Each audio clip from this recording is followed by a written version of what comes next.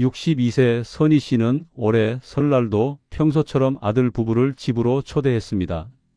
39세 아들 도훈 씨와 35세 며느리 지은 씨는 손자 민준이를 데리고 오랜만에 왔지요. 모두가 함께 둘러앉아 식사를 하고 있을 때였습니다. 지은아, 명절 음식 준비하는 거 많이 힘들었지? 그래도 우리 집안의 전통 음식은 꼭 배워뒀으면 좋겠더라. 선희 씨의 이 말에 지은 씨는 순간 굳은 표정을 지었습니다. 아들은 어머니의 말을 자연스럽게 넘기려 했지만 지은 씨는 조금 예민해진 목소리로 답했습니다. 어머님, 사실 명절마다 음식을 다 준비하는 게 쉽지 않아요. 요즘은 다 같이 나눠서 하거나 주문하는 경우도 많잖아요. 선희 씨는 순간 당황했지만 곧 미소를 지으며 말했지요. 그래도 가족끼리 하는 게 의미가 있지 않겠니? 우리 때는 그런 게 당연했어. 그러나 지은 씨의 표정은 더 어두워졌습니다.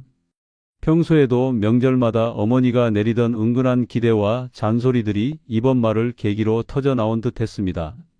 어머님, 제가 결혼하고 나서부터 계속 명절마다 새벽부터 밤까지 준비하고 뒷정리까지 다 했어요. 그런데도 어머님께선 늘 뭔가 부족하다고 하시잖아요. 저도 일하고 아이 키우며 겨우 시간 내서 오는 건데 이런 이야기는 좀 서운해요. 순간 식탁은 조용해졌습니다. 도훈 씨가 지은아, 엄마도 너를 좋아해서 하는 말이야 라며 중재하려 했지만 지은 씨는 단호한 목소리로 말을 덧붙였습니다. 그런데 왜 좋아한다는 말을 이렇게 표현하세요? 제가 부족하다고 느껴질 때마다요? 선희 씨는 당황했지만 아무 말도 하지 못했습니다. 그녀도 지은 씨가 그렇게까지 생각했을 줄은 몰랐던 겁니다. 말을 끝내지 못한 지은 씨는 의자를 밀치며 벌떡 일어섰습니다. 눈가에 맺힌 눈물을 닦지도 않은 채 방으로 들어가더니 코트와 가방을 챙겨 들고 나왔습니다. 더는 못 있겠어요. 죄송하지만 저 그냥 갈게요. 아들 도훈 씨가 당황해 그녀를 막아섰습니다. 지은아, 왜 그래? 엄마도 그런 뜻으로 말한 건 아닐 거야. 여기서 이러지 말고 진정하고 이야기 좀 하자. 하지만 지은 씨는 남편의 손을 뿌리치며 외쳤습니다. 진정할 마음도 없고 더 이상 여기서 말하고 싶지도 않아. 당신은 나한테 왜 아무 말도 안 해? 항상 어머님만 편들면서 내가 힘들어하는 건 아무렇지도 않잖아. 그녀는 급히 신발을 신으며 덧붙였습니다. 민준이는 여기서 좀 놀게 둬. 나는 택시 타고 갈 테니까. 선희 씨는 이 모든 상황을 멍하니 바라보며 말을 잇지 못했습니다. 며느리가 집을 나가는 모습을 보며 작게 한숨을 쉬었지요. 그날 저녁 선희 씨는 며느리 지은 씨에게 미안한 마음에 전화를 걸었습니다. 그러나 지은 씨의 전화는 계속 꺼져 있었습니다. 다음 날 아침 다시 전화를 걸어보았지만 마찬가지였습니다. 지은이가 왜 이러지? 내가 그렇게까지 잘못한 걸까? 선희 씨는 아들 도훈 씨에게 전화를 걸었습니다.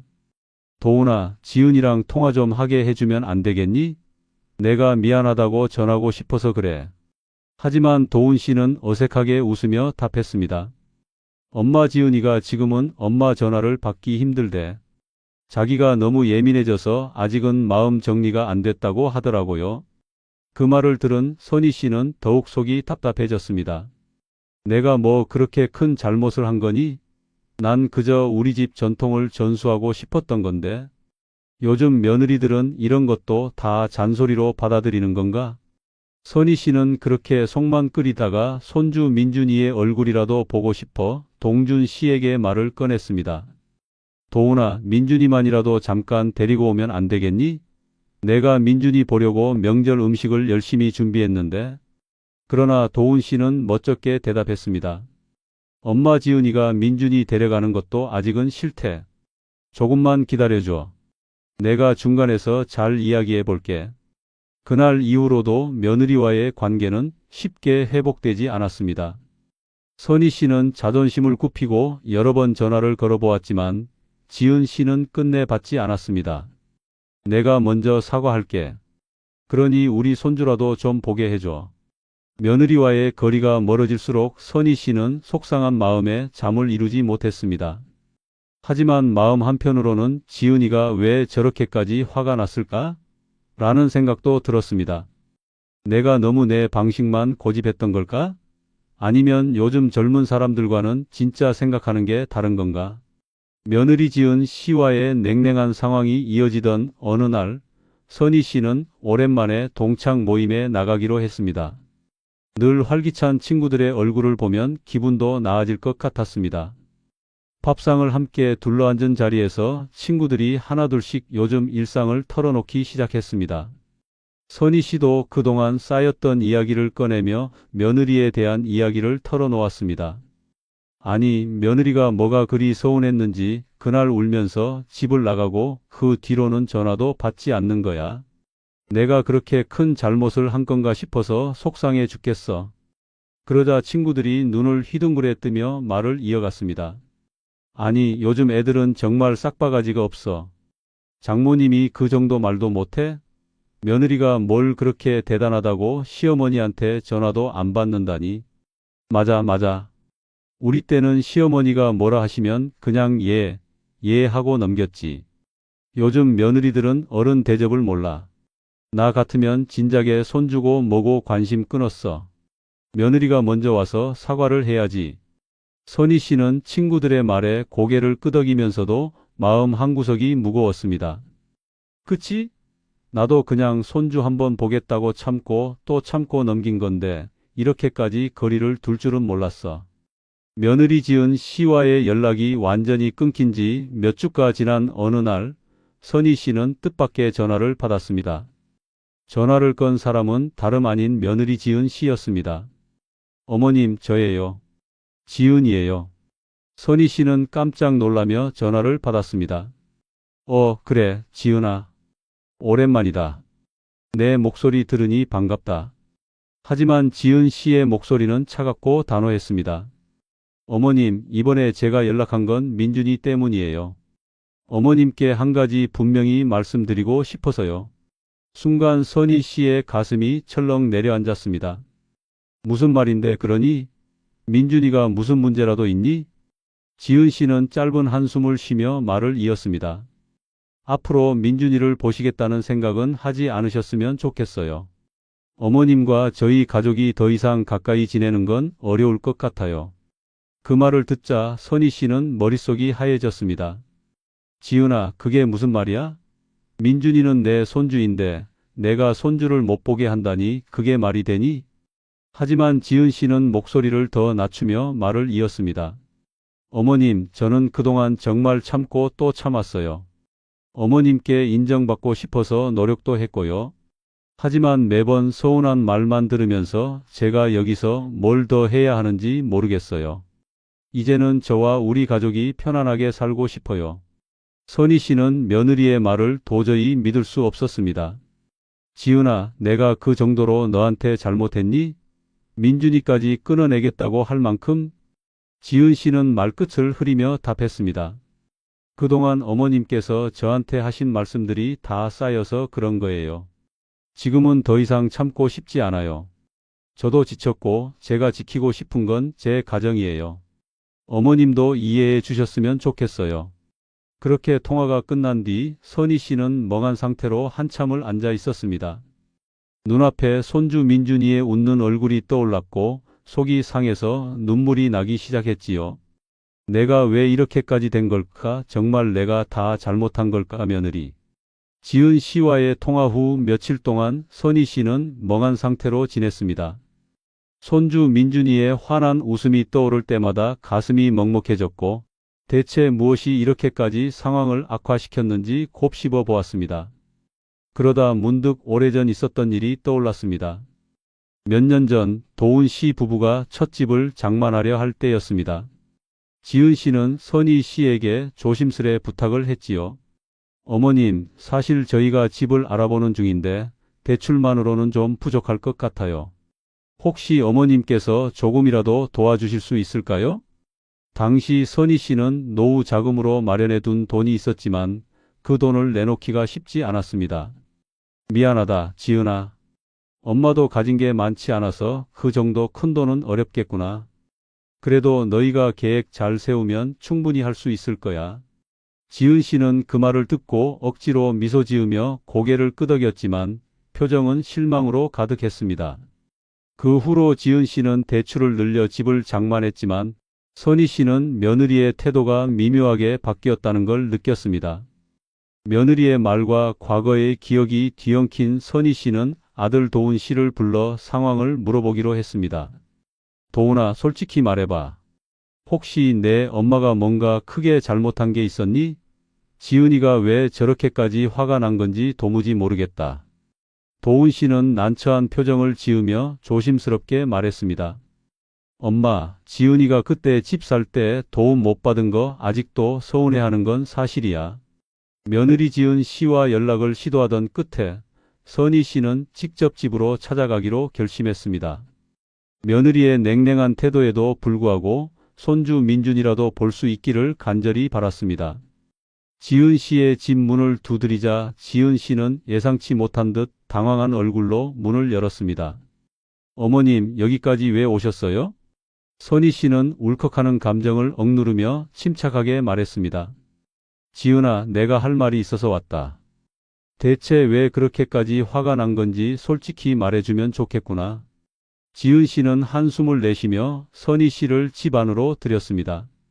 두 사람은 소파에 앉아 무겁게 이어지는 침묵 속에서 마주했습니다. 오랜 침묵 끝에 지은 씨가 조심스레 입을 열었습니다. 어머님, 솔직히 말씀드릴게요. 제가 어머님께 정말 서운했던 건 돈 때문이에요. 집 살 때 도움을 못 받았던 거, 그게 너무 속상했어요. 선희 씨는 그 말을 듣고 눈을 크게 뜨며 믿기지 않는다는 듯 되물었습니다. 그게 아직도 마음에 남아 있었던 거니? 지은아, 나도 그땐 사정이 있었어.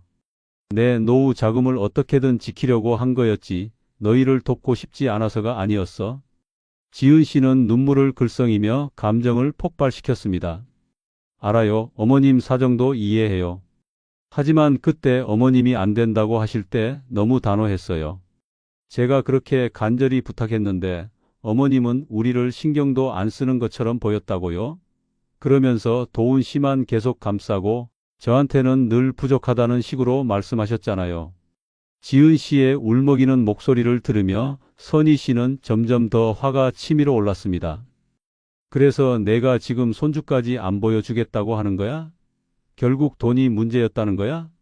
내가 그렇게까지 나쁜 시어머니였니? 지은 씨는 여전히 눈물을 닦으며 단호히 말했습니다. 네, 어머님. 결국엔 돈이었어요. 우리한테 조금이라도 더 관심을 주셨다면 이런 일까지는 안 왔겠죠. 순간 선희 씨는 그동안 쌓였던 분노가 폭발했습니다. 그녀는 자리에서 벌떡 일어나 지은 씨의 뺨을 세게 내리쳤습니다. 내가 그런 소리를 할 자격이 있어? 내가 뭘 그렇게 잘못했는데 이제 와서 돈이니 뭐니 나를 욕하는 거니? 지은 씨는 울먹이며 자리에서 일어섰습니다. 어머님, 이래서 제가 더는 어머님과 가까이 지내기 싫은 거예요. 제가 부족하면 부족하다고 하세요. 근데 이런 식으로 저를 때리기까지 하신 건 절대 용서 못해요. 선희 씨도 화가 풀리지 않은 채 소리쳤습니다. 용서? 그럼 나는? 내가 손주까지 볼 생각 말라고 했을 때 나는 어떻게 느꼈겠니? 이 모든 게 내가 다 잘못한 거라고 생각했니? 지은 씨는 한참 동안 아무 말도 하지 못하다가 결국 떨리는 목소리로 말했습니다. 앞으로는 어머님이랑 더 할 얘기도 없을 것 같아요. 어머님께 손주 보여드릴 일도 없을 거예요. 그러니 다시는 연락하지 마세요. 아들 도훈 씨에게 마지막으로 전화를 걸어 말을 전했습니다. 도훈아, 나 이제 너도 지은이도 민준이도 다 신경 쓰지 않으려고 한다. 내가 너희에게 미안한 것도 있지만 더는 이렇게 계속 상처만 받고 싶지 않다. 앞으로 연락도 하지 않을 테니 너희도 나를 찾지 말아라. 선희 씨는 단호하게 말을 끊었습니다. 민준이도 지은이도 다 너희 가족이지. 내 마음속에선 이미 끝났다. 이제 너희도 나 없이 잘 살아라. 7뒤 선희 씨는 속에 쌓인 답답한 마음을 풀기 위해 동창 모임에 나갔습니다. 선희 씨가 상황을 이야기하자 친구들은 입을 모아 그녀의 결정을 지지했습니다. 잘했어, 선희야. 요즘 며느리들은 어쩜 그렇게 배은망덕한지 몰라.